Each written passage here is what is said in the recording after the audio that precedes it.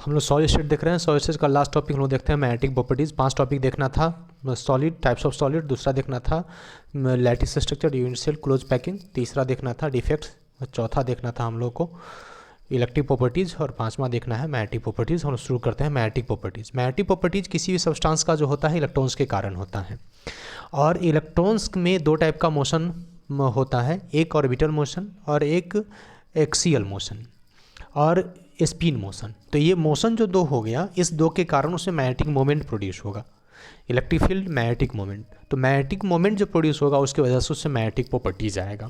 Magnetic moment अगर permanent है तो पैरामैग्नेटिक होगा, अगर स्ट्रॉन्ग है और मैग्नेटिक फील्ड के ऑब्सेंस में भी मैग्नेटाइज हो जाएगा तो फेरोमैग्नेटिक होगा, और अगर उसमें मैग्नेटिक मोमेंट प्रेजेंट है लेकिन डोमेन के अलाइनमेंट में अगर एक दूसरे को कैंसिल कर देगा तो एंटी फेरोमैग्नेटिक होगा, और अगर अलाइनमेंट में मैग्नेटिक मोमेंट ऑफ डोमेन अगर कुछ रिमेन रह जाएगा तो फेरी मैग्नेटिक होगा। बस इतनी ही सी प्रॉपर्टीज़ होता है और यही डिफाइन होता है मैग्नेटिक प्रॉपर्टीज़ का, जो 5 हो गया: diamagnetic, paramagnetic, ferromagnetic, anti ferromagnetic और फेरी मैग्नेटिक। तो प्रॉपर वर्ड यही है, मैग्नेटिक मोमेंट ऑफ डोमेन और मैग्नेटिक मोमेंट ऑफ इलेक्ट्रॉन, जो रूट कॉज है इलेक्ट्रॉन के ऑर्बिटल मोशन और स्पिन मोशन के कारण। तो इस तरह से हम लोग देख रहे हैं मैग्नेटिक प्रॉपर्टीज़ का। अब इसको हम लोग मैग्नेटिक प्रॉपर्टीज़ को थोड़ा सिंपल वर्ड में जब डालते हैं तो हम लोग बोलते हैं कि अगर पेयर्ड इलेक्ट्रॉन प्रेजेंट होगा किसी भी सब्सटेंस में तो डायमैग्नेटिक होगा, अनपेयर्ड इलेक्ट्रॉन प्रेजेंट है तो पैरामैग्नेटिक होगा, बहुत सारा अनपेयर्ड इलेक्ट्रॉन प्रेजेंट है तो फेरोमैग्नेटिक होगा, और बहुत सारा अनपेयर्ड इलेक्ट्रॉन है लेकिन सॉलिड स्टेट में आने के बाद एक दूसरे का अनपेयर्ड इलेक्ट्रॉन एक दूसरे को क्या कर दे, पेयर्ड कर दे, तो एंटी फेरोमैग्नेटिक होगा, और उस पेयरिंग करने में कुछ अगर रिमेन रह जाएगा तो फेरी मैग्नेटिक होगा। तो सिंपल वर्ड में बोलते हैं, बट बेटर वर्ड पहले का था। अब हम लोग इसको और थोड़ा सा प्रॉपर वे में टेक्निकल वर्ड में देखें तो क्या है, magnetic properties of solids is due to, magnetic properties of solid is due to presence of magnetic moment और magnetic moments of domain. Domain का मतलब है कि ग्रुप ऑफ इलेक्ट्रॉन्स या ग्रुप ऑफ एटम्स जो एक साथ एक जगह मिल करके एक उद्देश्य में रहेगा, एक तरफ अलाइन रहेगा, एक तरफ कैरेक्टर का होगा तो डोमेन होगा। और ऐसे ऐसे बहुत सारे टीनी मैग्नेट बन जाता है, और सारे जब एक साथ अलाइंड हो जाते हैं तो एक साथ अलाइंड होकर के वो मैग्नेट बनते हैं और मैग्नेटिक कैरेक्टर बढ़ जाता है। तो डोमेन का मतलब वही है। द ओरिजिन ऑफ दीज, मतलब मैग्नेटिक मोमेंट या मोमेंट्स ऑफ डोमेन का जो ओरिजिन है, यानी मैग्नेटिक प्रॉपर्टीज का ओरिजिन जो है, the origin of these properties lies in the electron and may be of total 5 types, net 5 types का होगा। इलेक्ट्रॉन के कारण ही ये प्रॉपर्टीज ओरिजिन होता है मैग्नेटिक प्रॉपर्टीज, और इलेक्ट्रॉन के स्पिन और ऑर्बिटल मोशन के कारण। और ये 5 टाइप कौन कौन होगा, diamagnetic, paramagnetic, ferromagnetic, anti ferromagnetic और फेरी मैग्नेटिक। राइट, थोड़ा बुक के थ्रू इसको समझने की कोशिश करते हैं। Every substances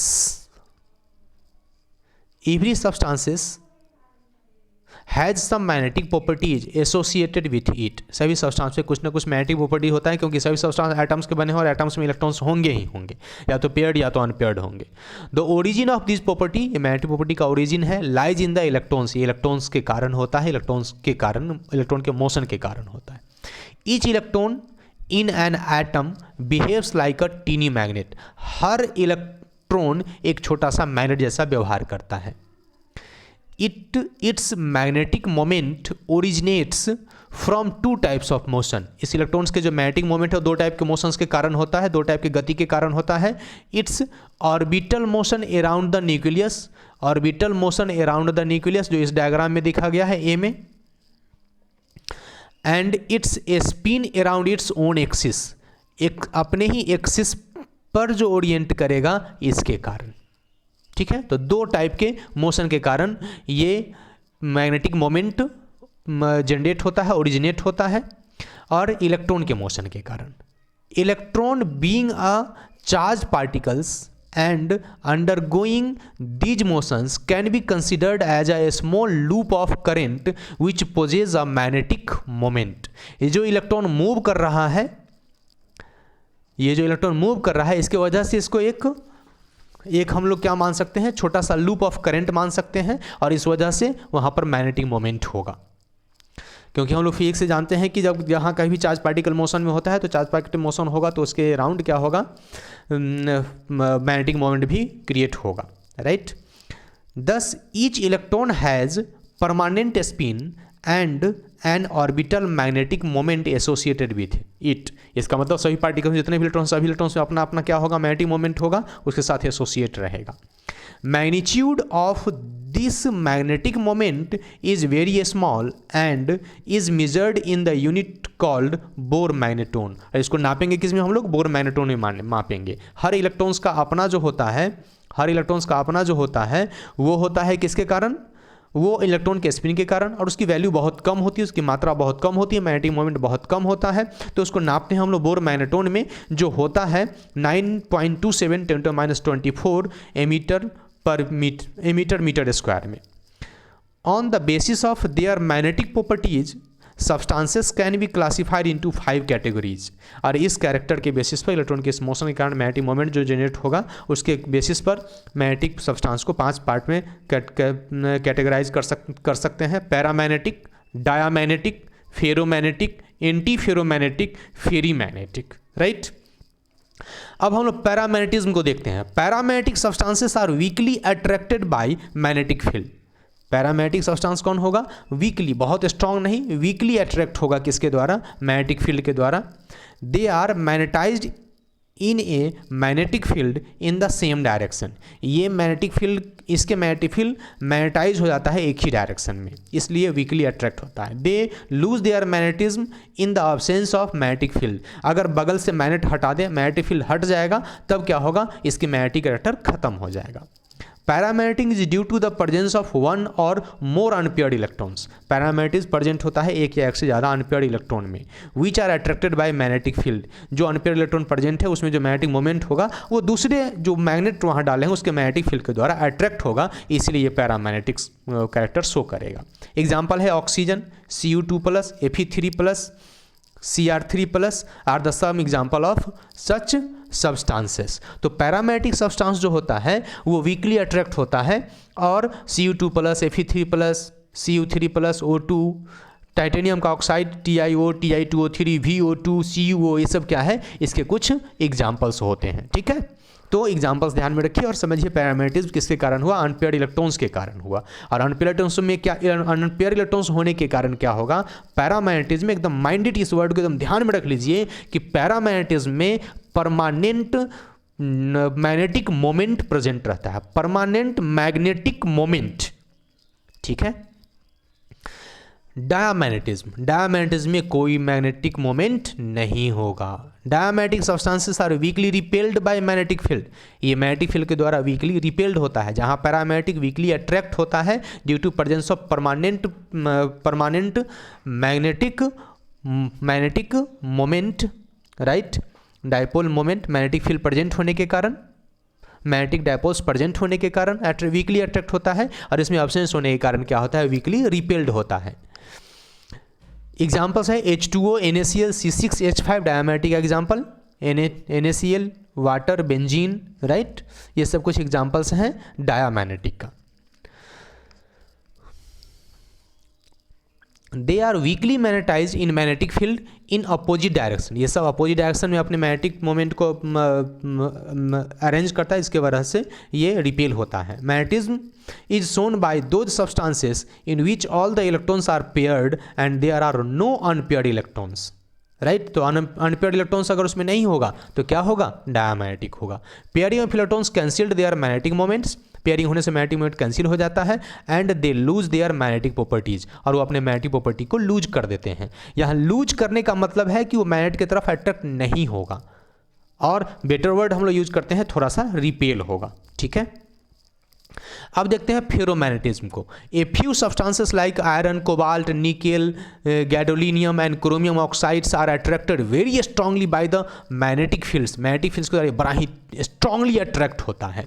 such substances are called ferromagnetic substances. Besides strong attractions these substances can be permanently magnetized. जब मैग्नेटिक फील्ड में इसको एक बार डालते हैं तो इसका क्या होता है, सारे मैग्नेटिक डोमेन एक ही डायरेक्शन में अलाइंड हो जाते हैं, और ये परमानेंट मैग्नेट सेट हो जाता है, इसके मैग्नेटिज्म परमानेंट हो जाती है और ये मैग्नेट जैसा बिहेव करने लगता है, जिसको फेरोमैग्नेटिज्म कहते हैं।